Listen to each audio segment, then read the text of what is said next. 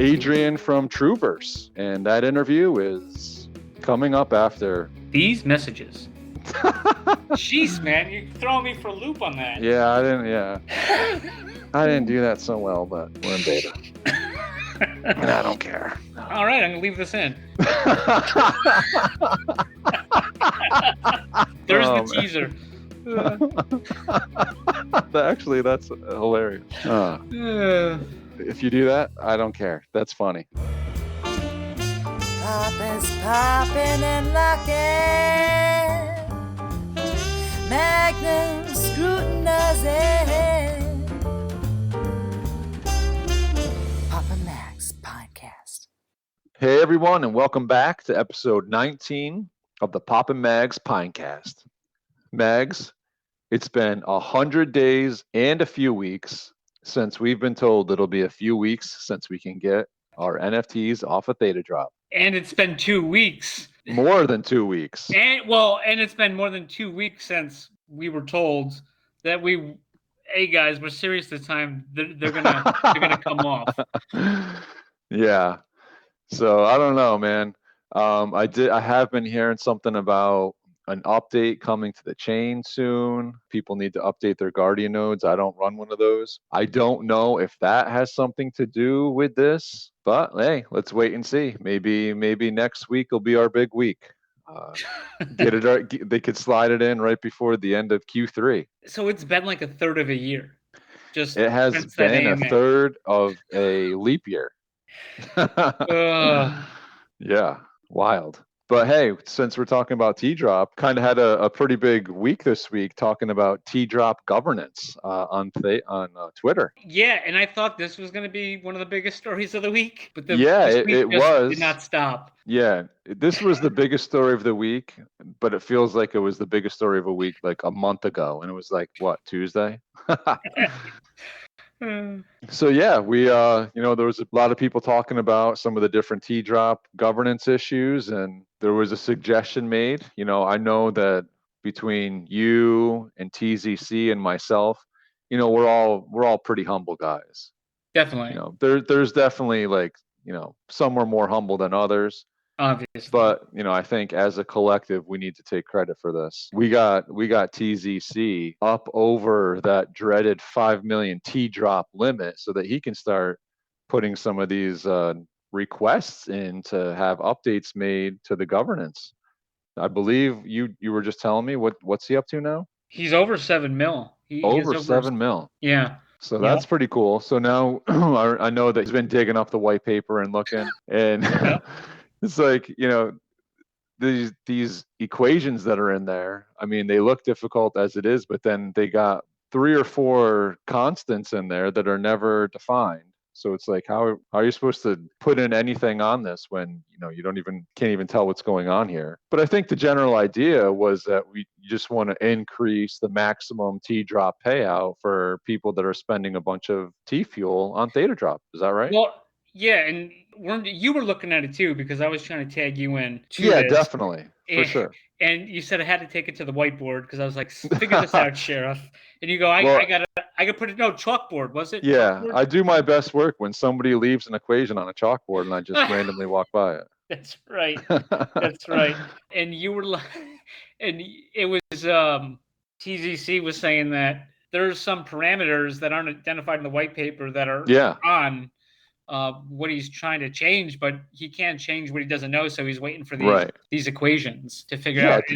Exactly. Also, too, and weren't you both saying like it would take however many is supposed to be minted? It's like they're way behind what it's supposed to be. Way behind. I mean, not even close. And they had somebody put together a Google sheet, and guys, come on. Like, first of all, use Excel, because anytime I see math on a Google sheet, it's like just suspect to me. And I'm looking at it, I'm like, man, this is weird. It's a 4-year payout that they're expecting 6 billion over 4 years. So if you go even, that's 1.5 billion per year, and they have 750,000 slated for year 1, and for year 2 they have 2.25 billion slated. So after year 2, they get it up to 3 billion. But then they don't do it in a straightforward fashion. So it's like 750 million, 2.25 billion. Then it goes down to 1.5 billion, 1.5 billion, which is what it should have been in the first place. So even if you take it at the rate that they show on there, we're so far behind. It's going to there's going to be enough T-drop in this thing at the rate we're going to have it in. It's going to go for hundreds of years. Right. Hopefully it's not like one of those things. So a few years ago, when I was working budget, and we had our program was like, I don't know, just over 14 mil. So like not a lot, but it is for like 140 something people. And so me and my other person who did the budget, we were both like away. I was traveling, she was traveling. So we were trying to figure out how we were going to plan the budget and the way the funds are colored. And so anyways, we did it, and we briefing each other on this budget. I don't know why I'm talking about this, but we're briefing each other on this budget, and we are arguing about the math. And long story short, our final numbers were the exact same. It's just we came to the numbers from a different way. So it was a whole lot of arguing for no reason. Well, that's not what's happening here. Yeah, for sure. I was wondering if you're going to tell us a story about sending that wire to Puerto Rico. Oh God, that's a whole other story. We'll save that. We'll save that. Oh man, yeah. So for sure, I mean, something needs to be done about this thing, because if you just, I forget exactly. I think it's like 125 million T-drop need to be earned every month for this pot to wear out. And what kills me, it's like, these are the T-drop that are meant for the community, for us who are spending the T-fuel, on THETA drop. This stuff is meant for us so that we can earn it and we can stake it and we can reap the benefit of it. Right. Meanwhile, some of these other, like at the beginning, you had a bunch that was just dropped to the team, and that's already being staked. So I don't see that as being fair, that, this budget of this T-drop is not even anywhere near close. Right. I mean, I would vote for maybe some retro changes. I don't know if that's street legal. Yeah, I think that absolutely should be the case. It's all on the blockchain. They can figure it out. That's how they did the first drop, because, and add to it, like, these projections were supposed to start based on February 1st of this year. And they actually gave us credit, thankfully, to purchases that were made in T-fuel on THETA drop dating back to like August of last year. So not only so we're basically a year into this. So, if you really line it up, then we're even farther behind than we say we are. Right. Because they gave us that extra time period. Yeah. So hopefully something gets done with that. And if people don't know, they're probably bored out of their minds from listening. Yeah, I mean, I just picture that, like, this is like Scrooge's money vault, right? That thing's never gonna empty. Hundreds of years before you get to the number one dime. Yeah, well, we'll see. So what else did we have this week? We had a nice little drop yesterday. We did. But real quick though, before we get to the drop, which I'm gonna let you finish. But anyway, so we were supposed to record last night, and and like an hour and a half, maybe a couple hours, maybe 2-3 hours or whatever, I get a message from you saying, "Hey, do you mind if we put it off to tomorrow night? I forgot it's my birthday." But I mean, so yesterday I knew it was my birthday, but the day before it just didn't hit me, like, because normally we schedule our things out, and you're like, oh, you want to do Friday or Saturday? It's like, oh, let's get it over with on Friday. You always want it done sooner. I think it's like a Band-Aid. You want it done as quick as you can. So do you, right? I want to give you as much time as you need to do your master editing job over there. Yeah, guilty.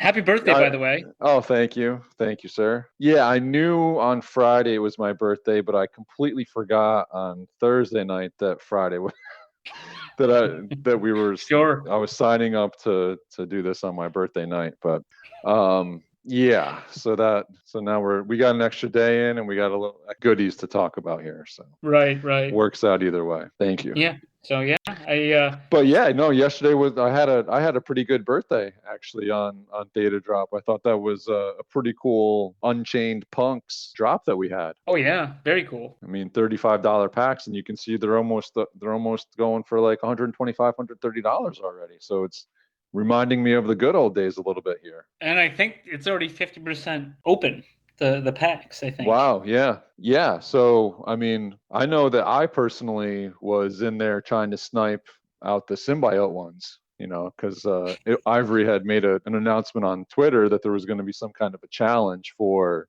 the symbiote related punks. So Doc Theta came in and dropped all the different kinds. So I think we got Cyborg, we got Orange Fighter, Blue Fighter, Sword Fighters. I'm not sure. And the skull. Yeah. So we got those 5. So yeah, basically I was trying to get my work done as fast as I could yesterday, so that at 4 o'clock I could make sure that I was ready in my sniping tower. Yeah, I didn't realize that until you showed me the list, and then I eventually saw what Doc sent, and so I got an Orange Fighter, so I want to be legit with all my Symbies. So yeah, for sure. And it's funny because I must have had like 5 or 6 people asking me. It's like, am I the only one that read what Doc Theta came in and like dropped all these things and told us exactly what we were to look for like the day before. Even T Fuel Inferno, who's usually on top of this stuff, he's like, oh, so and so just told, he picked up a Blue Fighter, I think it was, and he's like, oh, so and so just told me that this isn't a symbiote.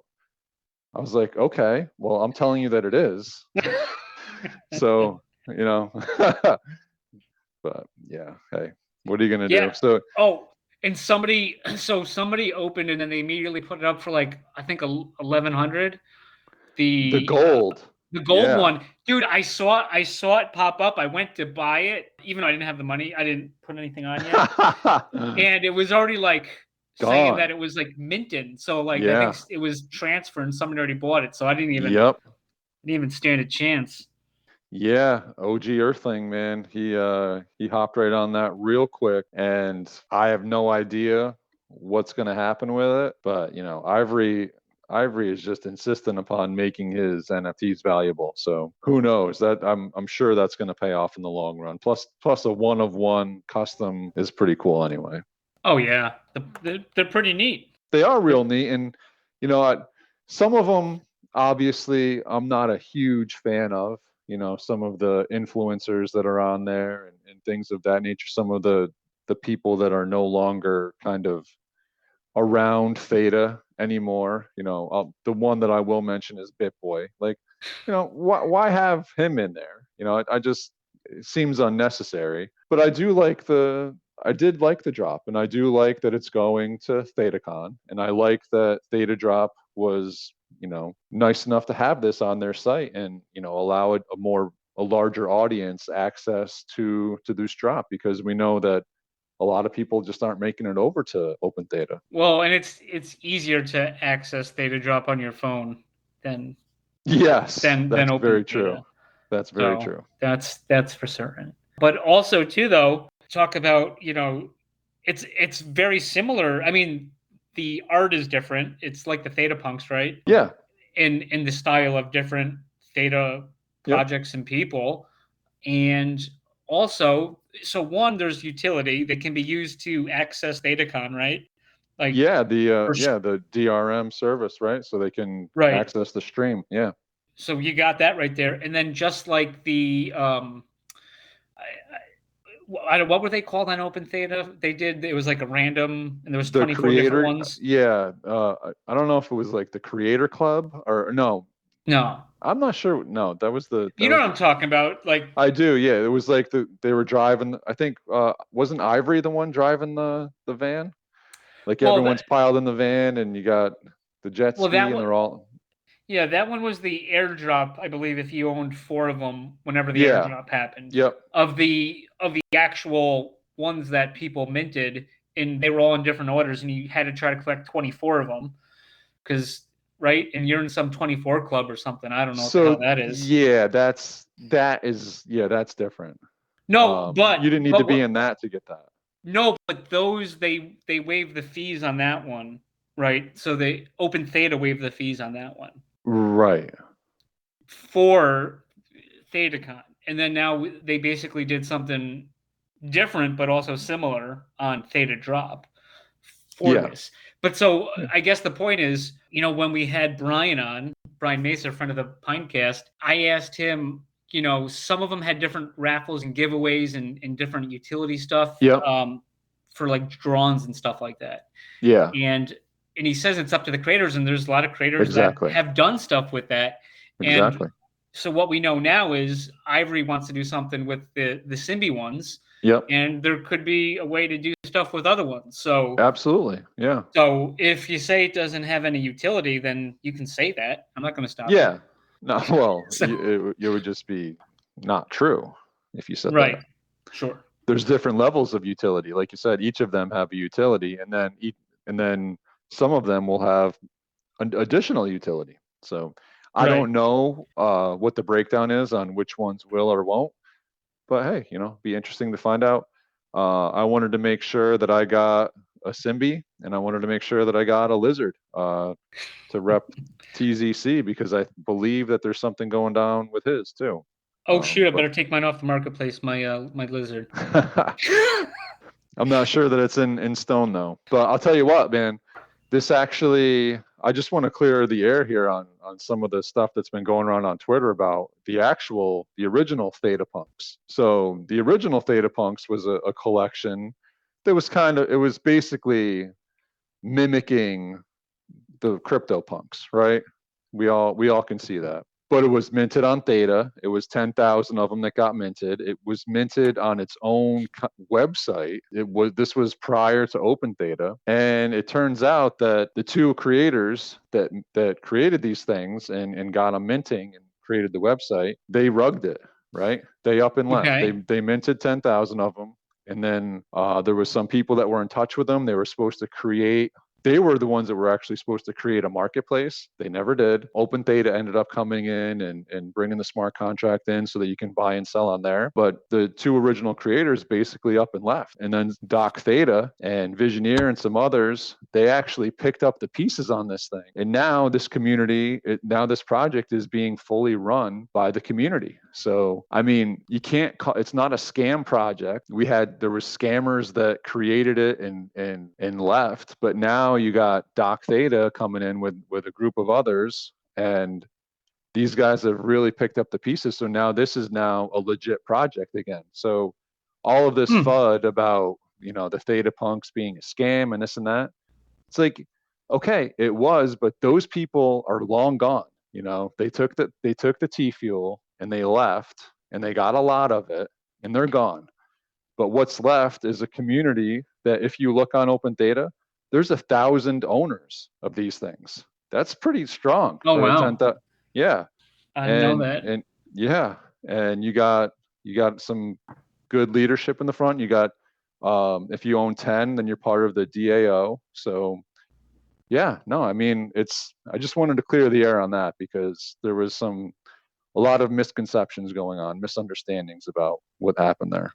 Well, I mean, I appreciate that. I didn't even know any of that, so it's good to clear the air on that. And honestly, like, the hype around this drop, I was like, man, you know what?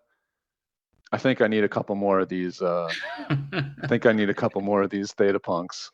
So I actually went over on Open Theta and grabbed a few more and made it into the DAO. So you need 10 of them to do that. And I was going back and forth with Doc, and I was like, oh yeah, just FYI, because he's big into it. He's helping out with it huge. I was like, I got a bit of the fever on this thing, and I went and swept the floor and I'm up to 10 now, so I'm in the DAO. He's like, well, everyone that's in there gets a free pack. So here you go. Oh, so shit. I had no idea. Yeah. And I think you have until Wednesday to do it. No way. Yep. So if you do that, and then you got to go kind of like Zilla's, you go to like the Zilla Pass thing. Yep. The Frack updated Zilla Pass. I don't know if you've seen that. Yeah. Well, Frack is doing it for punks as well. So it's the same kind of thing. You go there, you log your wallet in, just like Bing, you tie it to Discord until it figures out how many you got. Oh, no way. Levels? Yeah. What levels you line up for, and if you get access to the DAO, then you let them know, and bang, get a free pack. Oh, cool! Did not know that. See, I learn something new every day. It's a good day then. It is. So, last episode, can we talk about last episode? Yeah, absolutely. I don't know if you know, I had a great time. I think Rob had a good time. No, I couldn't tell. And I think now we're up to 1s and 2s have been slowly watching. I think you should leave and telling me all about it. Yeah. Which warms my heart. URP, sushi. Sushi. Somebody else I missed. You gave it a try. You did give it a try. Yeah, I think I need to start with season 1. Somehow I go onto it and it brought me right to season 2. I didn't even know. Sure. So that was nice. But then, we were talking about like old Nickelodeon shows. Okay. Yeah. Yeah. So anyways, it got me thinking, are you familiar with the F.W. de Klerk effect? Absolutely not. So like F.W. de Klerk was like the president of South Africa, and everyone thinks like, some people think like he was in jail, but no, he was the president and he won the Nobel Peace Prize. And it gets mixed up. So anyways, there was a show on Nickelodeon, Double Dare. Do you remember that? Yeah, that I remember. Yeah, with Mark Summers. So anyways, I was looking that up, and Mark is spelled M-A-R-C. I could have sworn it was M-A-R-K. So I agree with you. Yeah. Right. Yeah. So that's like one of these F.W. de Klerk effects that people talk about all the time. So I thought that was strange. So I could have sworn it was M-A-R-K. Then also, URP episode continues to dominate in syndication. Unbelievable. If we had him every week, this would be a very highly rated podcast. I'll tell you that. Shout out to the URP downloaders. Wow. So yeah, I just wanted to. I just thought that was funny. Well, I don't know about all that, but but this week was actually a groundbreaking week in one aspect. There's been a lot of chatter that I've heard of, people wanting to do like cross-chain collaborations and things like that. CCCs. And this week we actually had Milo from THETAverse community, actually THETAverse team. He's friends with Los Malandros creator from Ethereum. It's an Ethereum project, and these guys put together a poker game. And the winners, there was a bunch of different projects involved. It was Los Malandros, which is on Ethereum, was the first place prize. Second place prize was our very own THETAverse. Third place was Creatures from Sol. Then it was Claw Machine from Ethereum, Divas from Ethereum, Celestial X from Tezos, and TZ Raffles from Tezos. So all these projects got together and they put these prizes into a pot. And I think there was 126 people, right? Right. Something around there. I took part. Yeah, there was 130 or so. Yeah. And it was free to enter. And basically winner wins these NFTs that were given by the projects. I thought that was awesome. And I didn't have a chance to participate, but you did, right? I did. So what did you think about that? No, it was cool. I forgot. I don't like to play. I always usually stay away from poker. Sure. With no money involved, it actually exactly. was kind of fun. Yeah. Which is usually counterintuitive because it's like, hey, do you want to be in a fantasy football league? Well, the answer is no. Okay, but what if I told you there's no money? Also no. Usually. At least fantasy baseball for sure. My God. Oh yeah. That's a chore. That's a chore. Yeah. But yeah, so I did it. I I was at a table with your boy Will too, Blaze. Oh, nice. For a bit, and then he got bounced because he got reassessed to a different table. But, okay. But yeah, no, I had fun while I was in it. Yeah, I mean, it's one of those things that's been talked about quite a bit within some of the different communities, and it seems like, you know, Milo just like off of a whim, he's like, "What do you think of this?" And then bang, like 2 days later, he's like, "Oh, the game's tonight." So I thought that was really cool. And the winner of this whole thing was actually a representative of the Thetaverse community, S. Steven. So congratulations to him. He won a Los Melandros. Yep, let's hear it from him. And, you know, for a while there, he got down to it was the last two, and he was a big time underdog. And I think he got all in like 3 or 4 times in a row just to get the chip lead, and won each time, and then got it all in again and won at the end. So as much as he probably wanted to win the Thetaverse, Fuse the Guardian, right? I think it was awesome that we got somebody that wasn't a part of the project to win a Theta Drop project, because now they got to come on Theta Drop in order to get it, because guess what? You can't get the NFTs off Theta Drop yet. Right. So, I mean, I'm told in a few weeks, though. Yeah, 100 days in a few weeks. Yep. Yeah, speaking of Thetaverse, this coming Friday, it's a pretty big Friday. We're going to be dubbing that Inferno Fuse Friday. Oh my God, is it almost? Oh my God. It's all right. Yep. No shit. Yeah, so that one's coming up soon. There's going to be, I believe that there's 48 coming out, as long as people don't get silly between now and next Friday.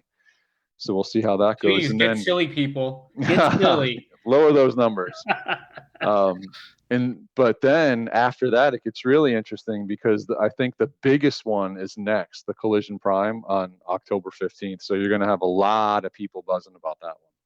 Whew. Should be pretty cool. No, I did. Go ahead. Real quick. I haven't checked prices lately. Are they staying pretty steady after some of these challenges that have finished? Yeah. The ones that are on the market for the Symbies? Yeah, I think for the most part there hasn't really been too much movement. You know, there was that big flurry leading up into the beginning of this on August 1st, which feels like forever ago now. Right. But then ever since then, it's been real slow, which is kind of what we expected. You know, everyone is basically like a squirrel before winter. We gathered all of our acorns. Well, too, some of these, right? Because the fuses are still kind of locked up because of the Inferno, right? Because that's 4 fuses. Inferno's for 4 fuses. Yep. Yeah. And then some of the fuses stay locked up because the Oracle is last, and you need all one of each 4 of for them. that. Yep. Of the vaults, right? Exactly. So that makes sense. And then also the fact that people are going to have to decide, then people that have those roles that earn the NFTs for free, right? They're going to have to decide if they're going to want to burn them or stake them, right? Yeah. Well, there's going to come a chance to earn some of these VROAs in another round by burning the NFTs needed for it. So people are going to have some decisions to make. We'll see what happens. It should be pretty interesting. Yeah, and just real quick, so let's say you had 8 fuses, right? And you got what was that VROA? That was a Thetaverse fuse. The Thetaverse fuse. Yep. So if you burn 8, you theoretically get a Thetaverse fuse, but you don't get 2 Infernos though, right? You do not. No, you get 1 Thetaverse fuse. Exactly. Gotcha. Yeah, the game is changing. Yeah, right. This was a big thank you to the early investors, the community members that got involved in Discord. So yeah, this was huge. The humble people like me and you. That's exactly right. Okay, cool. Good to hear. Yeah, but there was also a little bit of pineapple news, like not really news, but you know, we got a little peek.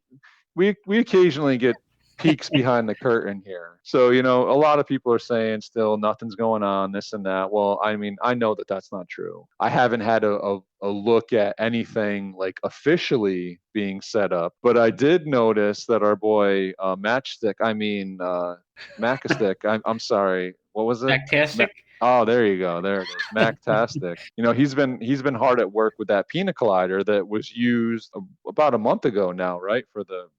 In the Pine games. Oh yeah, that was a blur. Right. Yeah, that was a while back. So he posted a little snippet of it, and I noticed that it was the alien versus a weaponless Magnum pineapple. But James's alien yeah, extraterrestrial. exactly, the extraterrestrial. Sure. And he's got it now, so it's like, these guys are attacking each other with weapons. And I didn't realize Mags had a weapon. Did you see what that was? I did. Why don't you just tell So everyone? so Mags attacked the extraterrestrial and caused 1 damage with his humbleness. And then the ET came back and just smothered him with like 24 damage with I don't even know what it was. Yeah, I don't think you're beating that guy with your humbleness. Sorry. Yeah, he did his Xeno tail lance did 25 damage to me. But I did one humble point to him. So who knows? Maybe 1 humble point should be worth like 100 damage, because that can really tear you down. Yeah, there's got to be some kind of humbleness multiplier or something like that. Too soon. Way too soon. Right. Yeah. So I think other than that, I had this very strange General Dole reached out to me.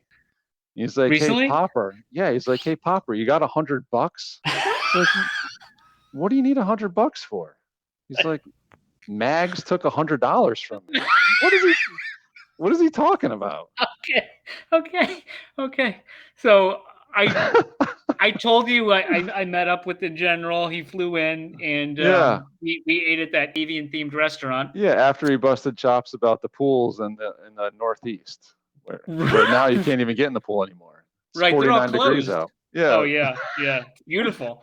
Yeah, so I totally forgot about this. So I think one of the first things I said to him is, did you get that General Dole bust done yet? So like he posted, and we've talked about this before. We posted back in March. Yeah, I was going to say this goes way back. He posted back in March that I forget the name of it. I forget the name of the place, and it showed like it had the mold. It wasn't painted yet. We haven't seen what it's going to look like. And we asked him when he was on the Pinecast if he got that back, and he's like, "No." He goes, I owe this guy $100 still, and I just got to get it to him, and I don't use PayPal or whatever. So he thought that we were like the collection agency for this guy. We turned out to be, because he goes, I just need to send him $100 on PayPal, but I don't have PayPal. I'm not getting PayPal. I have Venmo. I can't do it. And I go, give me $100. I go, do you have $100? He says, yeah. He pulls it out. I grab it and I go, who the hell do I have to send this to?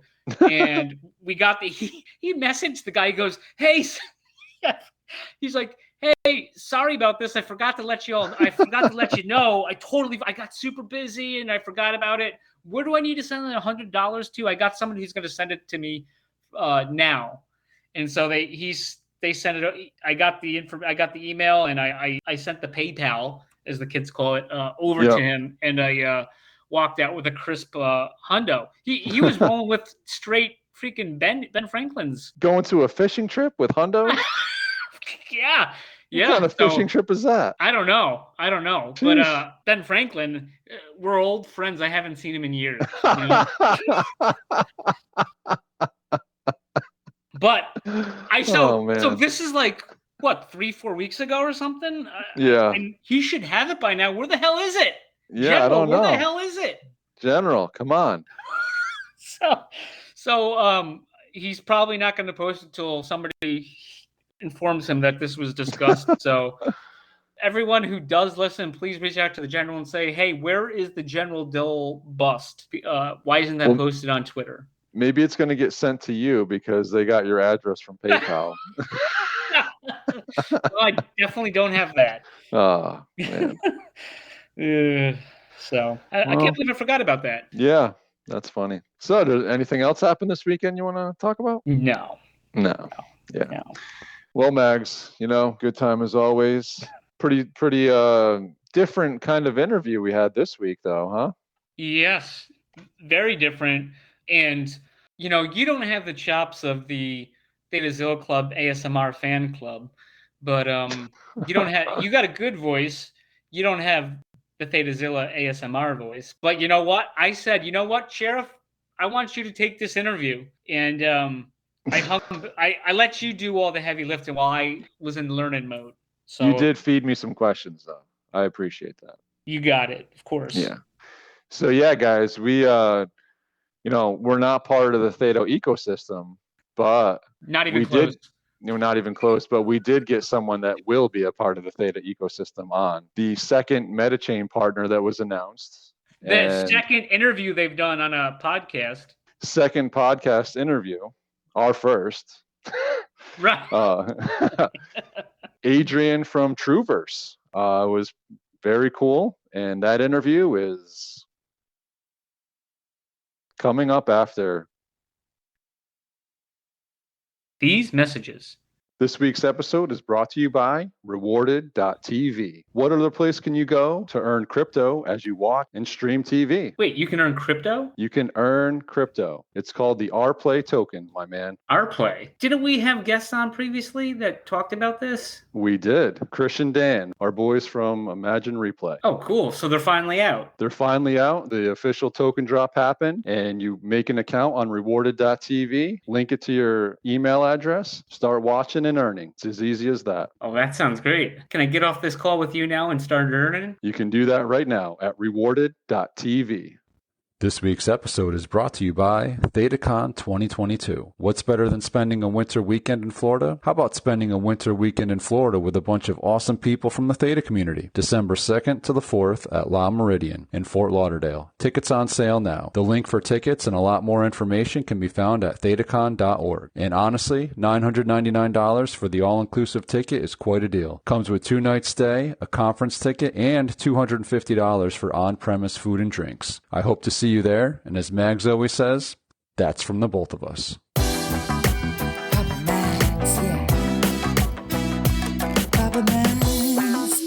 Papa Max Podcast. Papa Max Podcast. All right, guys, we have a real special guest here with us tonight. I don't know if you guys saw the Medium article a few weeks ago at this point. The THETA Metachain's second partner that was announced, the first metaverse announced. We have with us Adrian from TrooVRS.io. Adrian, pleasure to have you with us. Thank you so much, guys, for having me on. Thank you. Super excited. Yeah, same here. This is great. A big part of the reason why me and Mags kind of stepped into this space was to learn about projects like yours and others that we didn't really know about, and kind of get a little handle on our community. So we're really looking forward to learning about this one. Yeah, no, totally. Super excited to share more stuff. So you got TrooVRS, and from what I've gathered, been dubbed the world's first men's editorial platform virtually reimagined. So Yeah. just kind of from looking over this a little bit, it seems to me like, is this kind of like a men's magazine, like into a metaverse type of atmosphere kind of thing? You got it. You totally got it. I think the time to reinvent and reimagine men's editorial has arrived. And I think there's no better way to reimagine the men's editorial world, publishing world, and recreate it in the metaverse. For so many reasons, where we are today in the world, one of the drivers for coming up with this inspiration, and me having really looking into listening to tons of conversation that guys are having across so many platforms, so many fragmented platforms, truly gave me the inspiration and allowed me to see a huge void in the marketplace, especially when it comes to content and publishing. I've been in media for quite some time, for about 20 years in media and advertising. And I think, like anything else, everything needs a refresh in life. And I think this is the moment in time to completely reimagine men's editorial. Very cool. Yeah. I mean, the video of the metaverse, it's very sharp looking. I mean, it looks really well put together. I'm almost imagining that this is almost like a virtual kind of like a trade show. Is that? Well, kind of, sort of, but the idea is here to create what you've seen on on our website, on our landing page. It's basically the beginning of it. We have created 3 different environments, and this is just to start. We are a startup company right now, and so we're building out this amazing Scandinavian-inspired home on a mountainside. And what we want to do is we want to create this space and environment for male audiences to have conversations of importance that affect their daily life and build our community. But we want to do it in an environment that feels obviously open and safe for everybody. And at the same time, one of the things that the metaverse does, it's by creating specific spaces that sort of align with our editorial vision, provide a lot of intimacy and for communities to be built out and to have real conversations in a way that people feel not only safe but at the same time open. And then one of the good things about the metaverse as it is today, who knows what it's going to look like a year from today or 5 years from today, but it does provide that opportunity sometimes to be anonymous, right? To have a different personality, even though a lot of the conversations are saying, well, you have to be pretty much the same person that you are in the physical world. But the reality is, the way we are envisioning this is for people to, sometimes we guys have a hard time having conversations about whether it's mental health or relationships and stuff like that, and sort of finding that space and like-minded communities, sometimes being able to not to showcase your name and learn and get great information could be so beneficial. So we want to create that environment in this world that we're creating. As I said, we're starting out with 3 environments, but the idea ultimately is to have hundreds of thousands of environments to be able to host not only community members, but at the same time to build more content that is, addresses different topics. Can you remind me again what the 3? I remember seeing it. So you had there was one that was like on the rooftop, and then there was one that was like the living space, and then there was the one in the garage that was like playtime. Yeah. Exactly. But the reality is that the way this is going to work is the sort of the top level that you see on the website, where you see a swimming pool. There is a Zen garden where people can actually meditate and talk about issues related to self-care. That's basically, so each sort of content topic aligns with a different environment.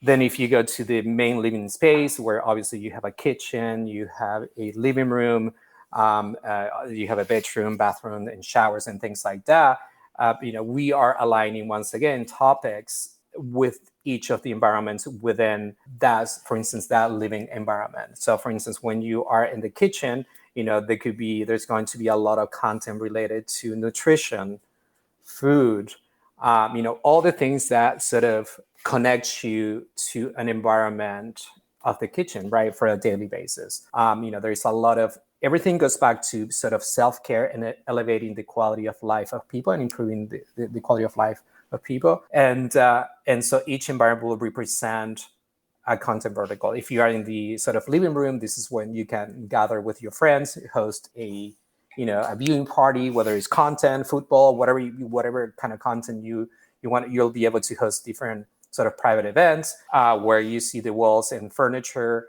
If you need to put together your apartment or your home and you want to learn about specific furniture and design, we provide basically practical knowledge, right? So every time you interact in different environments, there's tons of content, video-based, text-based, audio-based, NFT-based content, and you can unlock so many things. And this is a combination of practical knowledge and solutions-driven content, so that our communities, our users can actually address and learn and get information so they can address personal problems or community issues. That's the idea. The idea is to sort of, we're in this world, we want to shift from opinion content creation or opinion journalism, if you will.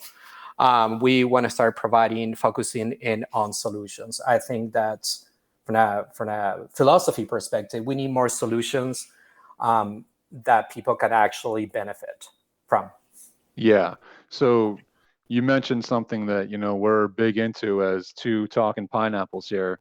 NFTs. So I did notice that you had something mentioned about that on the website.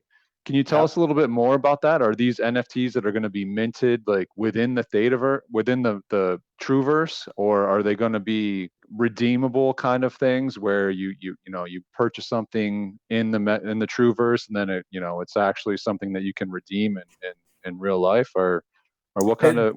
Yeah, I will say the latter, right? The idea is to focus on not only on collectibles, but at the same time utility NFTs. As part of our solutions-driven, practical knowledge, we do want to connect people to real-life experiences or experiences that give you tons of utility, so that can help you, sort of address a solution to a problem. And just to be much more specific, it's basically, let's say that, and again, departing from, as I said, a digital, purely digital collectible NFT with tons of benefits and utility.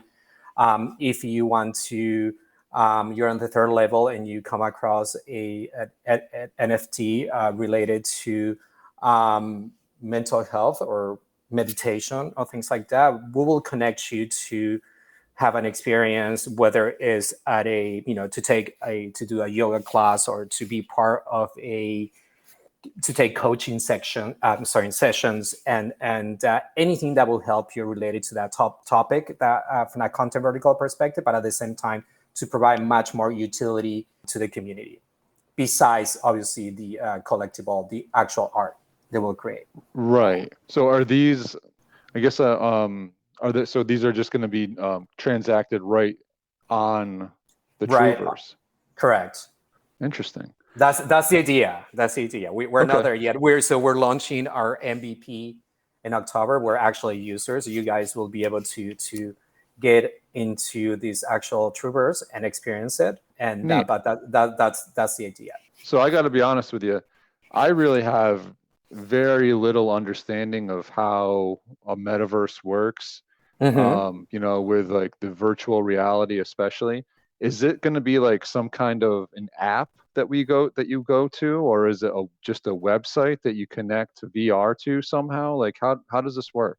Yeah, so the way we're building out TrooVRS is you don't need to have a set of virtual reality goggles or devices. It's basically all you have to have is a browser, access to a browser.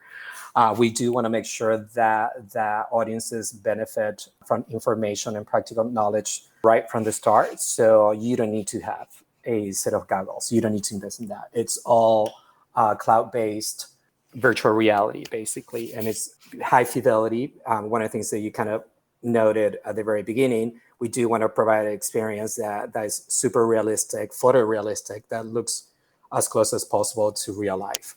And then there will be an application for sure, but the very beginning is you'll be able to, all you have to do is, open your browser, sign up, and pick and choose your avatar, and you're in it. Okay. So now I did also notice on your site, it said solution-driven storytelling. Yep. What do you mean by that?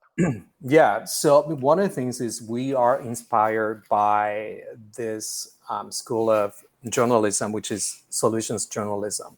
And what that means is providing tools and practical knowledge to people so that they can solve their problems. So we focus more on the information when we tell stories, whether once again it's a video story or a written story or audio story, it doesn't matter. It's all about teaching people about a particular specific topic. It's more about providing ways or information that would help you as a user solve a particular problem. Or for instance, there's not, once again, we're trying to deviate from opinion. We want to provide as many facts as possible in the sort of content and storytelling we provide. And we want to provide information-driven information, more like let's say if you're a brand, right? Because brands will be able to tell their stories as well. And instead of like pushing out a piece of content or a piece of advertisement, which, sort of Web 2,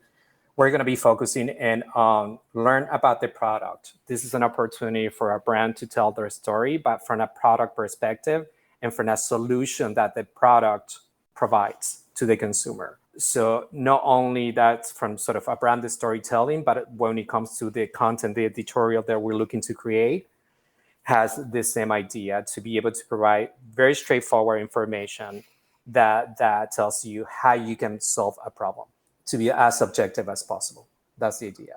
And with a combination, by the way, it's not just, ourselves telling the story. We do want to maintain a level of, editorial, what's the word I'm looking for? Escaping my mind right now. We want to maintain, preserve editorial sort of storytelling, but at the same time, because we have an ultimate goal, we're a purpose-driven.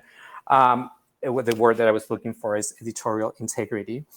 Gotcha. Yep. So we also want to have a combination of our editorial, but at the same time, community-driven editorial as well. We want the community to be able to tell the stories.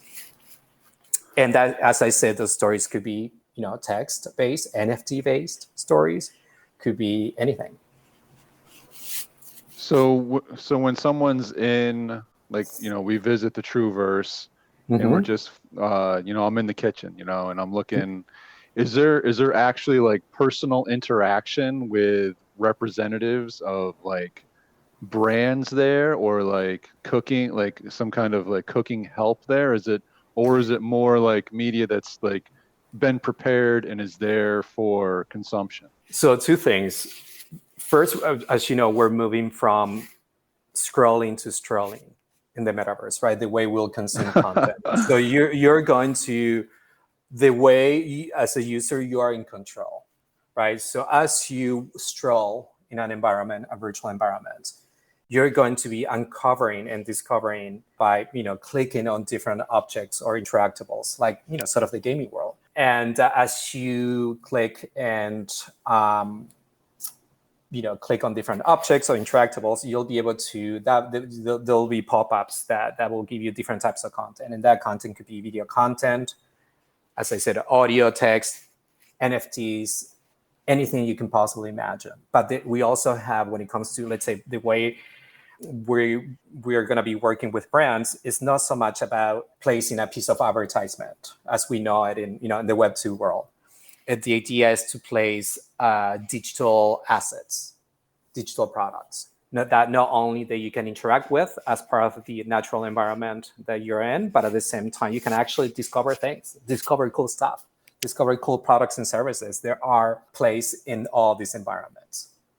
And not only you'll be able to, obviously interact with digital assets as in products, right? Digital versions of physical products, but at the same time, you'll be able to, there will be simulation. For instance, in the garage, you'll see cars right there. And it's if you want to get inside the car and you want to check out the different features of a newly released model, you can definitely do that. And from there, you'll be able to book a test drive or whatever. So the idea is to get you to experience products from so many perspectives. First and foremost, that you are in charge of what products you want to engage with. And then you can, research it before the product gets released. That's the idea. There, we want to work with exclusivity to make things a little more exciting for people. But most importantly is, again, to give power to the user to discover things at their own leisure, take their own time. And then the content that you get when you click on these interactables, they are here to teach you about usage of products, about their utility, if it is a design piece, you do want to know who is the designer behind it, right? So it has educational components. So we're looking at right now launching with 10 content verticals, right? Like self-care ideas focuses on education, sustainability, within self-care, nutrition, grooming. I mean, it just goes on and on and on, but we do want to make sure that we are filling, and this is, again, one of the reasons why we launched TrooVRS, is there are so many things when it comes to media and entertainment that are not being addressed when it comes to male audiences. When it comes to male audiences, if you're a brand and you want to reach male audiences, you go in two directions. You go in the direction of sports, yep, or gaming. if you're trying to reach a younger audience. By the way, nothing wrong with that, but I do believe that male audiences were way more than that. Oh, sure. Yeah, absolutely. So we're here to fill that gap. Yeah. Now, you mentioned it. I was just about to ask you this next. I noticed on your site a lot, it says style and sustainability. And obviously I understand style as far as a men's health kind of magazine would go. But what do you mean by sustainability? Is that like mental health? It's both. It's mental health, but at the same time, we're envisioning, and I can't tell you about all, reveal our secret sauce. Understood. We're not looking for that. But the idea is also, sustainability, especially for younger demographics, and not just younger, but we all should be sort of concerned about, about building a sustainable world. And so, so creating environments, right, nature environments as a content vertical, right, and category, where the community and users will be able not only to have conversations related to sustainability, but at the same time interact with NFTs that power utility to make our world much more sustainable, as well as a content category. And I'm gonna leave it right there. Understood. Yeah, and I don't want to. We're not trying to step where we're not supposed to go here. So if we do aim that way, just bring us back. Yeah. But again, that's one of the many things that, in terms of content categories, that we're focusing in on. It's very interesting. One of the things that I wanted to do is sort of steer away from traditional sports, because it's just so stereotypical, right? And there's so many, a lot of coverage for it everywhere. Tons of coverage, and we have to think of also of the next generations, who are basically, Web3 natives, and right. So we have to be in tune with even, what diverse male audiences are interested in, and not everyone fits under that sort of one world, if you will. That's kind of the idea for TrooVRS. Okay, so I want to rewind a little bit to something you had said earlier. Basically, how it's almost easier for some people in an anonymous fashion to open up to complete strangers, because you basically have, as one of Mags's favorite of all-time characters say, a fresh start. You're in the TrooVRS now. You got a fresh start. You don't have the baggage of high school and everything else, like whatever else happened previous in your life hanging with you. But now you are an avatar that no one knows other than your name. So it does seem like in that kind of an environment, it is a little bit easier to open up and to kind of be true to yourself. And I found one of your articles that you wrote pretty eye-opening on that, where you mentioned like gamers, especially since COVID, even before COVID, a lot of these younger kids were, basically real life has made a big change, right? It's all online versus, climbing trees and throwing rocks and stuff. But gamers, but it was also said like the elderly were, they were very cut off too. So I was curious, like, I know you said this is the first building. Are there future buildings where, other demographics are coming into play here in a similar kind of nature? Our target audience is 18 and over, and it spans across all different generations. And what I mean by that, Gen Zers, millennials, and Gen Xers. And I will say anyone that can benefit from this environment. It's so crucial right now, and even for the future, as there are different countries and communities that are building. Basically, they're about to replicate entire cities in the metaverse, right? So we need to start creating those environments for people who are lonely, people who are basically almost wired to be in metaverses, right? For people who want to involve, there's so much power, and this is we never talk about. And when I say we never talk about openly, there is so much power in cross-generational relationships. Absolutely. We are, and we can all benefit. We can, you're a younger guy, you can benefit from hearing something from somebody who is older than you, more experienced than you. And those are things that, unfortunately, in our societies, we get divided into so many things, and I find that to be very unfortunate personally. But this notion that even separating people by ages and generations is almost like, oh, I can't talk to you because you're too old or because you're too young. I just, in my head, is inconceivable, because there's so much power of bringing generations together, because bringing generations together is all about not only empowerment, but it's about knowledge sharing. And one of the things that we see today is a tremendous lack of knowledge of history, knowledge of past. And I think that's just, it can be good for society, by the way. And I'm not just talking about, in this case, male audiences. It can be anybody. We all need, we have so many resources as communities, and we need to stop sort of living in silos, right? And let's start tapping into our resources. Our resources are infinite, and anybody could be a resource for anything.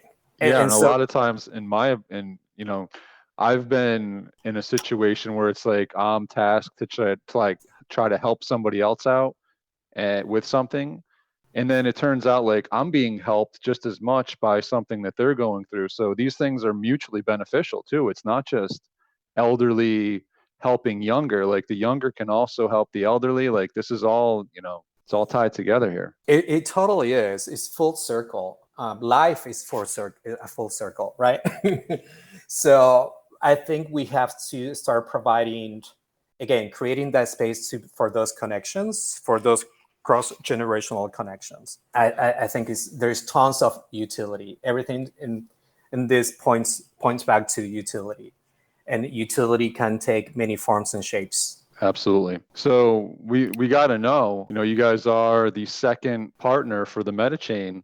How did that partnership come about, to going from 20 years in media to now being a metaverse partnered with THETA? Yeah. Oh, well, so let me just take a few steps back. One of the things, I've been in digital media for, since, and I'm going to age myself here in front of the audience, but I was one of those kids back in San Francisco, like teaching myself in, sort of the moment when the internet had, the very first break. I was one of those kids in San Francisco teaching myself how to do HTML coding and start building advertising campaigns on Photoshop and animations in Flash, which probably doesn't exist anymore. And but that's where I really started in terms of my career, and really diving into innovation and digital innovation. And I'm in for the generation where I can't say that I'm a heavy gamer by any means, but yes, I started gaming also when I was a teenager, actually. Yeah. No exciting games like we have right now, but yeah, right. They were exciting enough for at the time. They were exciting. Yeah. At the time, they were just like the best thing possible out there. Anyway, so fast forward, I had the opportunity to work for different companies. It's always focused on digital marketing or digital storytelling and advertising. I worked for biotech, which, even though I have no science background, I worked for a big e-commerce company that everybody shops at, and then moved from San Francisco after graduate school. I moved from San Francisco to New York and started working for NBC Universal. I don't know if you ever heard of that company. And I think once or twice. Maybe a couple times. Couple times, and amazing experience in that. For me, I learned so much of working directly with the biggest brands. And were you right in Rock Center? I was, actually. It's funny you say that. Yes, I was there for almost 7 years. And one of the things, when media organizations, legacy media organizations, were making their transition from sort of a TV-centric or cable-centric advertising solutions and opportunities, I was one of the persons hired to sort of start driving on the NBC/Telemundo portfolio to start building out the sort of the digital advertising opportunities. across all the platforms. And it was just an amazing, fantastic journey for me, and gave me the opportunity to work with Fortune 500 brands, work with content creators, as in meaning original programming, monetize those properties, building out the ideas, executing the ideas,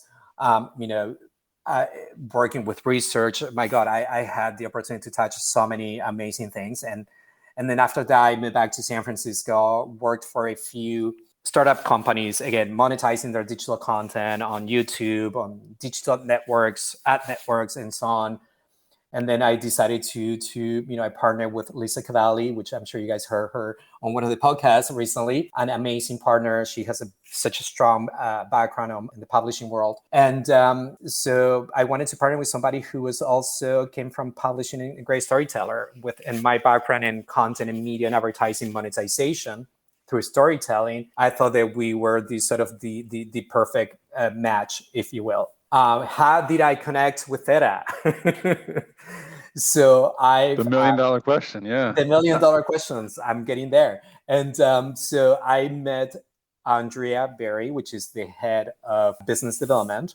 Friend of the podcast. Of course, we love Andrea. She is brilliant.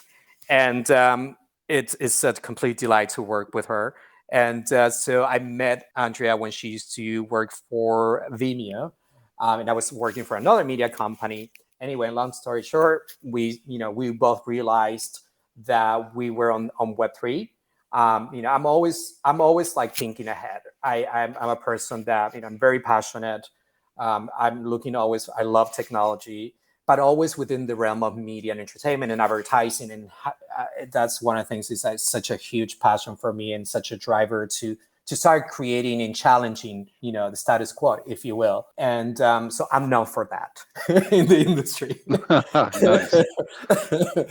And hence I'm reinventing or reimagining the world of men's editorial. Yeah.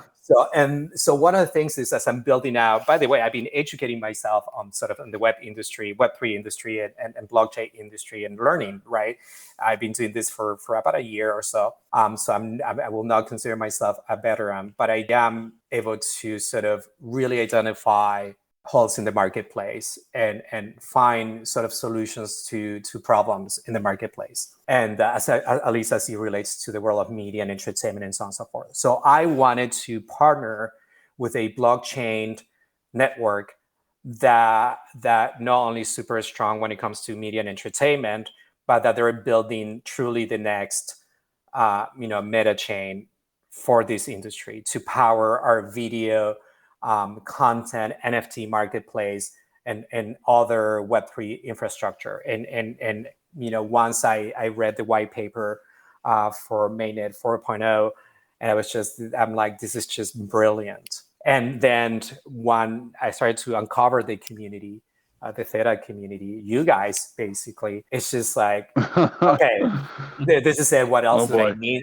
What else did I need to be convinced? I'm learning every day. We're learning every single day. To be honest with you, I don't think there's anybody who is an expert in the metaverse, even per se. But the reality is, now I'm truly seeing the power, even more than ever, of the power of community, the passion behind artists, NFT artists, or content creators. And again, the metaverse does give you the opportunity to, not only from a decentralization and monetization perspective, but it does give people the opportunity to tell their stories, to share their crafts, whether it's artwork or music. I mean, you just name it.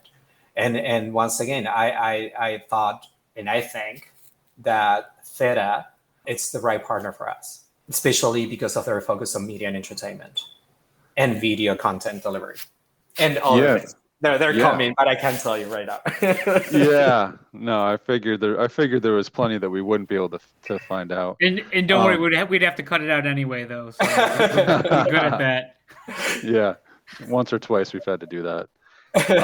And THETA is actually also big on sustainability as well, right? They're the green chain too. So that fits right in as well. Yeah, I think it has to do also with values and philosophy, if you will.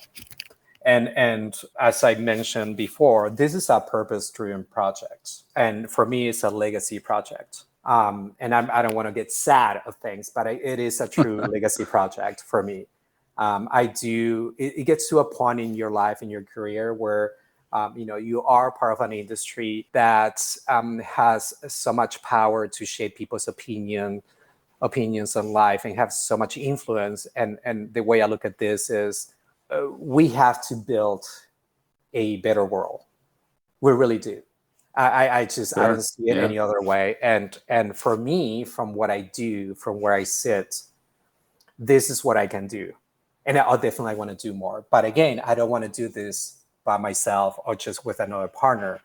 I look at community and collaboration as the only way. So that's truly the inspiration for this. We have to positively impact people's life. We just have to. Absolutely. So I know that, talk about community. It's like, I feel like the THETA community is a really kind of close community. There's a lot of good people there. We got people that, we got people acting like brothers, and things like that, natural. But, within some of the actual like NFT communities, I mean, they're just really strong. It's like the pineapples community is incredibly strong. And there's a few other communities, and the people are really passionate. And the thing with THETA is a lot of these communities overlap, right? Because THETA Drop, it's really not that big of a marketplace. Open Theta really is not that big of a marketplace compared to OpenSea.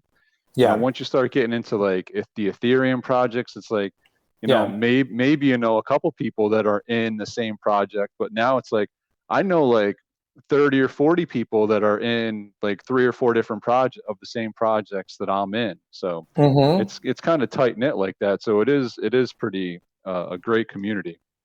It is.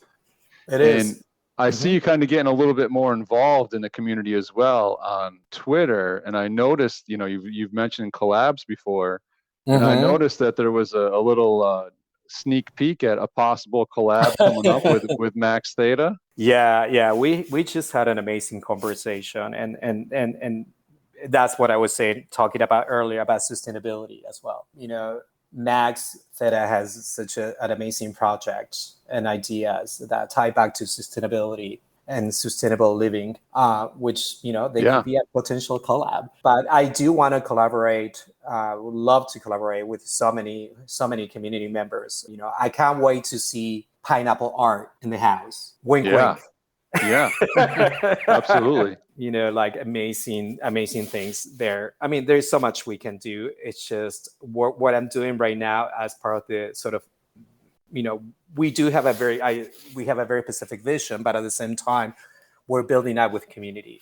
And as I said, the moment we are able to start bringing people into our virtual environments, which I said is, towards the end of October, we love to work very closely with the community, not only to get feedback, but also we want them to help us with the, sort of the content, what kind of content they want to see. That they find, beneficial for the good of the community. That is so important to us, and that spans across the board. As I said, not only from an NFT perspective, but I do want to focus on utility as well. So on the actual, like in the TrooVRS, is T Fuel going to be used, or are you creating a token, or how's that going to work? Well, the way we're envisioning this, we're doing sort of baby steps, but a very fast baby steps. So right now we want to focus on testing the environments, start hosting events, virtual events, and which we're going to be able to do as towards the end of October. And then in one of the phases of our roadmap is to open up the NFT marketplace, secondary marketplace, and then start allowing people to transact with T Fuel. For sure. Yes. Okay. Cool. And then our token will come later on as we grow as a company, for sure. That's the idea. That's in the roadmap. But right now as I say, we're taking fast baby steps, whatever that means. Gotcha. So the answer is both. It's both. Fuel first, and okay. Exactly. Until we're able to, we have to figure out the tokenomics of things. But yeah, I think once again, THETA is just the right partner for all this, for our Web3 infrastructure. So I know you mentioned on the rooftop there's a swimming pool. Yeah. I mean, out of curiosity, is there a hot tub up there? Not yet, but we can definitely add one. See, that's what we want for a community to tell us. And, that will come from a governance token.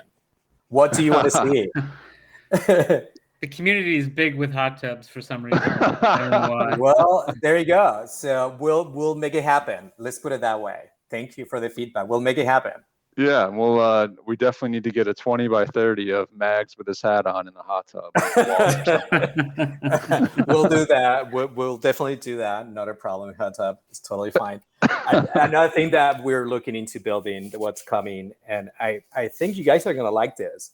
One of the next environments we're going to be building, it's going to be an auditorium where not only we can host, showcase movie premieres, but at the same time, nice. Concerts, and then people can host, comedy, stand-up comedy. Oh, wow. Could be, audio podcast. So we want to create the spaces for, we just want to focus on things that, we guys like. Yeah. Could have a talent show. Exactly. Right. And there's so much talent out there. Now you mentioned talent, by the way. There's so much talent. It's just so much untapped talent, and we do want to bring out the talent of the THETA community as well. So we're just super excited, to do this and not only to talk to you guys, but just to start building out that relationship with the community. So, by the way, thank you for hosting me here tonight. Yeah, absolutely. It's been our pleasure. So it sounds like we can kind of get a first sneak peek as early as next month. Yes, absolutely. You'll be able to get into this, house basically. So we're gonna start hosting events, very intimate, for 50 people each hour. We would love to start working again with the community to see what kind of events they would like to have, what topics they would like to, talk about and gather, and not only start interacting with content, but at the same time with the community in a different way. Because I'm not sure, and this is probably, you can tell me, how is beyond obviously Twitter and Discord, how is the community interacting with one another? Yeah, that's other than ThetaCon coming up. Yep, we'll be there. Oh, nice. Great. All right, cool. That's cool. Yeah, I mean, most of it is definitely Twitter and Discord at the moment.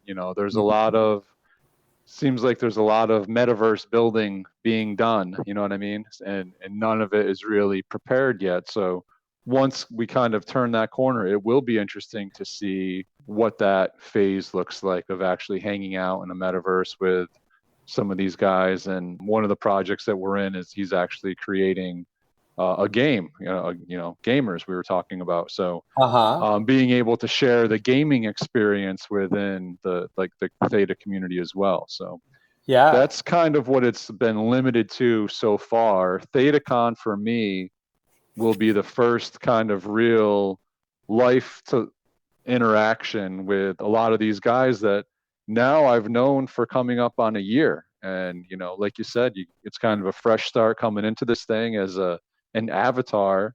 So it's funny how you can make friends, and I've never even met these guys, but you know them well. So it's pretty cool. Yeah, well, we definitely can be the space for the community for the community to gather, and you don't have to wait for 1 year.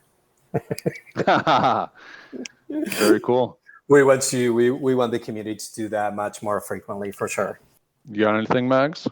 Just a couple really lame things, if that's okay. I'm having trouble time picturing it until I can experience it. Kind of can't wait, but it would be nice to. It would be nice to kind of detract from Twitter and Discord a bit. I tell you that. Definitely. It's very a arduous. Nice serene environment. Yeah. Would be nice. And like you said, Cher, fresh start. I could definitely use one. Some other place, and then I don't know, and I know you already kind of mentioned it. I don't know how it is, but then again, people like me and Pop are older. You're probably a bit older. Bringing these different generations in is a good idea. I think it's a great idea, and because you're an avatar, you're alone. You don't have to actually interact in the real environment. I know that gives me. I know I get panic attacks at the grocery store. I'm in line and something happens, and then do I jump the line? Do I not jump the line? Then the lady's thing, her tomatoes pop out, then they got to pick up the tomatoes, and I'm like, oh my God, what the heck am I going to do? And then I finally get up there, and I obviously picked the wrong line. And then the girl who's ringing me out, I just want to get out. And then she starts talking to me, and then it's like, okay, then I'm going to start talking to her, but I don't want to, there's someone behind me. I want to kind of keep going. And there's just too much crazy stuff. Then people budging me in line. I hate the grocery store, is what it is. And so many things, so many real life experiences just detract me from that. And I think probably because of COVID, there's a lot of that now. And being an avatar, nobody really knows who anyone is. So you almost have that like it's a real anonymous type thing, and you get to. And I know it's maybe kind of been said. I know we talked about different metaverses before. I forget what it was, but like a mall. But it's like it's the stuff you want to see, and with other like-minded people that want to see the same thing or learn about the same thing. And they could be all different ages. So yeah, I think that's really intriguing right there. Yeah, I mean, one of the things that and I'm going to generalize right now, but especially when it comes to having conversations around, let's talk about anxiety, right? Which you kind of brought it up. And by the way, you just painted a picture. I felt that I was watching a comedy, to be honest. Yeah, exactly. I visually saw you like dropping the tomatoes, trying to pick them up. Yeah. So anyway, but the reality is, when it comes to, again, TrooVRS is, from an editorial perspective, we're going to talk about so many things. It's not all about, oh my God, this is a place where we all come here and cry. No, that's not the idea. There are so many subject matters here from an editorial perspective. But going back to being anonymous and feeling anxiety, and and the benefits of being anonymous, especially when let's say there are topics that we're going to talk about in different events and experiences, and obviously they're going to be powered by experts and so on and so forth. But if we need to talk about anxiety, if we need to talk about depression and things like that we guys unfortunately wait when it's too late to have those conversations, or we have no recourse, or we have no place to go for so many things, right? That whether it's like the way society has constructed us, and that we just don't have, we don't react to things until it's a little bit too late. And as you guys know, and this is not to get on this sort of negative Nancy train, if you will, but a lot of young people are committing suicide, for so many reasons, and not just only younger people, but there are so many issues, and I think for guys who basically don't want to talk about it, or they don't have the space to do that, the ability to listen to people sharing experiences, or hearing an expert to talk about, let's say, the 10 steps of grieving. I'm just making that up for example's sake.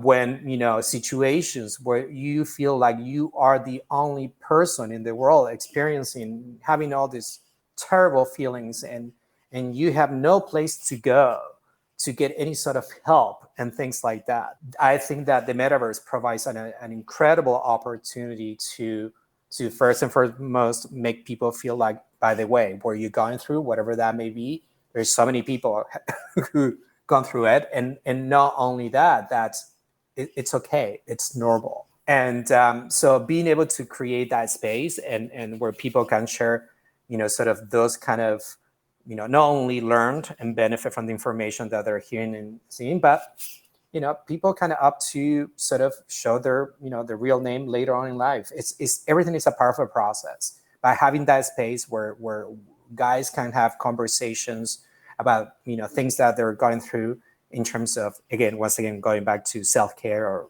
whatever that may be, that normally in a sort of real life context, you do not have the space to do that. This is, to me, that's we accomplish, a big part of the purpose of TrooVRS, because a lot of these conversations are happening in a very fragmented way, by the way. Unfortunately, and this is part of my research that I've been doing for quite some time. There's a lot of conversations, what I call conversations of importance, but they're happening in the wrong places, in the wrong platforms, and it's almost one directional. And they're happening on YouTube, they're happening on Reddit, they're happening even on Twitch, and people are expressing in some different ways. And why don't we just create that platform or that environment for guys to talk about things like mental health, anxiety, how do you deal in the workplace today? How do you deal working remotely, which is doing a lot of positive and negative things to people. I mean, there are so many things that we can talk about, conversations of importance in different topics. And I think that the metaverse lends itself for having those conversations. And TrooVRS is really, really focused on that. I don't think that you mentioned it, but how long have you been working on creating this building within the metaverse? Yeah, well, so the idea basically came up with the idea back in March this year, and put it together. This is storytelling that you see, building out the product narrative and the brand. And we made the announcement, Lisa and I, we made the announcement in Cannes Lions. And from that point on, we had already built the prototype. So I'll say, from March, it took us about a couple months to build this out. Working, one of the things about me, I don't know if this is a positive thing, but when I do want to create and build something, we just get it done. So it was working for as many hours as I needed to build this out. And we also have great partners, technology partners, that they're providing amazing support. So so I'll say from March, and then we by the time we went to Cannes, we made the announcement. We already had this our prototype built out. And now we're moving from, as I said, from prototype to MVP, which we are just super excited because the features that we're going to be able to, or the users will be able to interact with, are super cool. So I can't wait. When once the Metachain part of this starts, how does that work? Do people log on, create a user profile? Do they link a wallet to this in some way or somehow? Yes, that's exactly the idea. So the idea is that you would, as you normally would with any other sort of digital product, sign up, create your account, verify your email to make sure, we want to make sure you're legit, that you are who you say you are, and then you'll build your avatar, avatar, and then you can also link your wallet. The wallet, right? Yep, your wallet may not necessarily be immediately for the MVP, but obviously the ability to sign up and create your account is going to be available with the MVP. But we definitely will have the integration of a crypto wallet, right? So that as we start building out, obviously NFTs and so the ability for people to purchase NFTs. So when you have a variety of avatars that people are going to be able to choose from and customizations that they're going to be able to make to them. I mean, they look pretty. The one that I saw was pretty sharp on there. It was nice looking. Yeah, that one was built with MetaHuman, which is again, very. Right now I'm looking personally from a product perspective. I'm looking at different technologies for sort of to power our avatar offering. There's one that I'm getting really close to it, but we'll make, when we make the announcement, when we go live, you'll be able to see it. Stop prying, Sheriff. Hey, I'm just fishing here. Yeah, no, you are, but I don't want to reveal our secret. Yeah, no, please. Yeah, that's fine. Well, we did have Rob Feldman on last week, and he revealed some secret sauce to us. But that wasn't my fault. That was Mac's fault. Yeah, okay. But will there be a way? Because Mags is like trying to copy me and everything. I just don't want him going on there seeing my avatar, seeing how cool I make my avatar, and then him making the same exact avatar that I have. Is there a way to not let him do that? Yeah, you'll be able to. You'll be able to custom. I guess you don't want it to be your twin, huh? I'd prefer that he at least was a little shorter at a minimum. Okay. Oh, Sheriff. Yeah. I'm just messing. And different color pineapple, different outfits. Well, he's got a nicer smile than I me, got a that's really for nice sure. smile. Oh, that's good.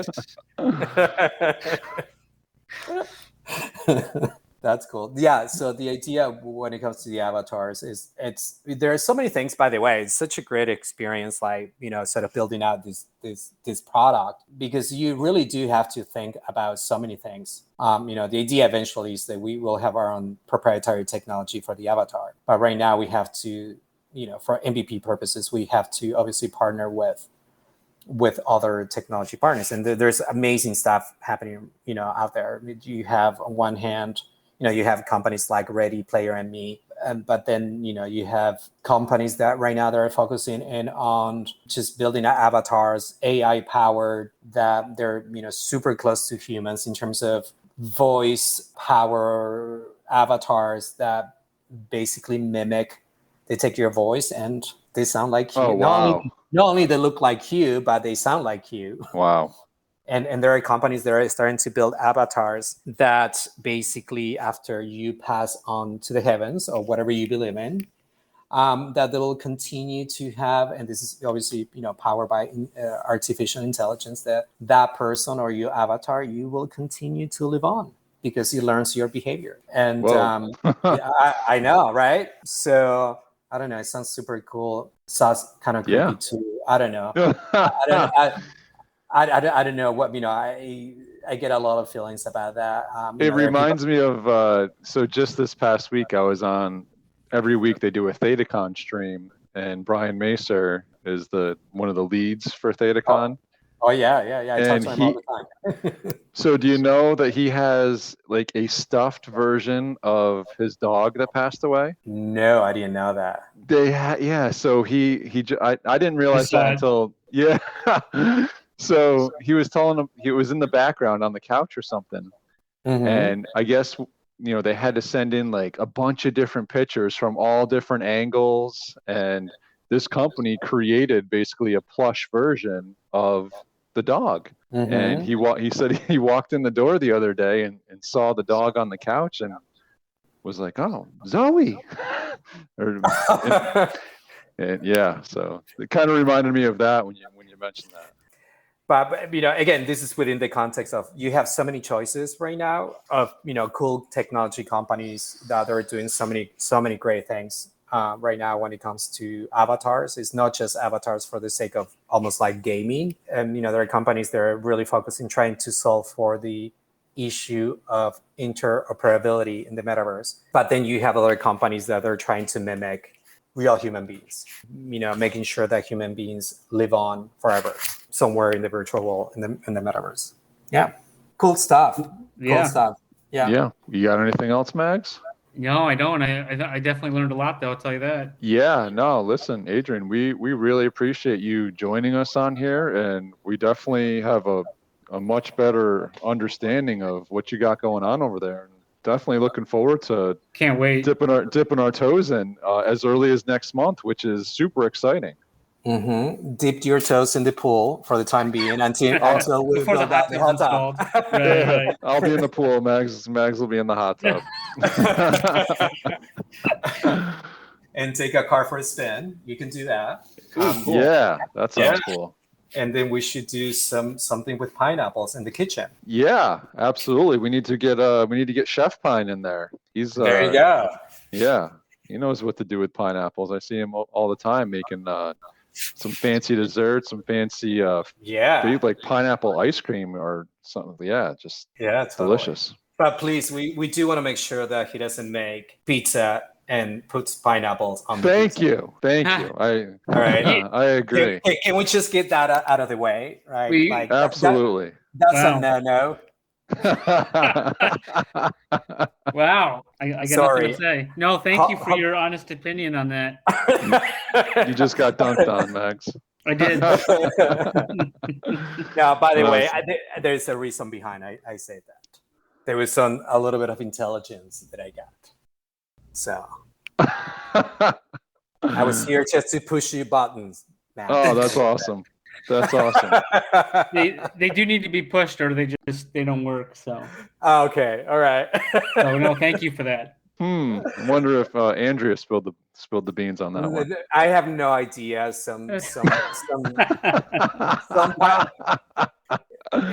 was some pineapple, right? It was an anonymous pineapple. Sorry, guys. I wish I could tell you more, but no idea. Well, honestly, I don't know that there's a better note that we can end on than that. That was about perfect. But I can't wait for you guys, seriously, and all kidding aside, I'm really digging your work, and I can't wait for it to be maybe more sort of create some really fancy luxury pineapple NFTs. Sounds awesome, and very cool. We definitely appreciate those kind words. Yeah, no, they're looking amazing, so can't wait. Ooh. Awesome. All right, well, thanks again, Adrian, and everybody. It's TrooVRS.io, right? That's right. The Perfect. TrooVRS. The TrooVRS. It's not TrooVRS. It's the TrooVRS. You got it. Awesome. Well, thanks again. We appreciate it, and we look forward to seeing you around on the boards and at the in the TrooVRS. Yeah, absolutely. Thank you, guys, and we'll see you at THETACon as well. Oh yes, awesome. Very cool. All right, have a great night. You too. Bye-bye.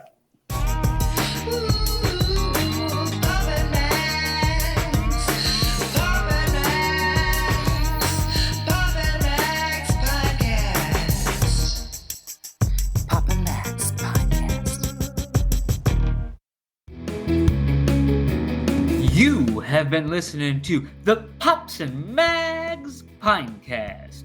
Music provided by Sushi Cat. Like what you hear? Send that cat a treat at feedthecat.theta. Pops and Mags is a scumbag hat production in association with Kyle's Hot Tub.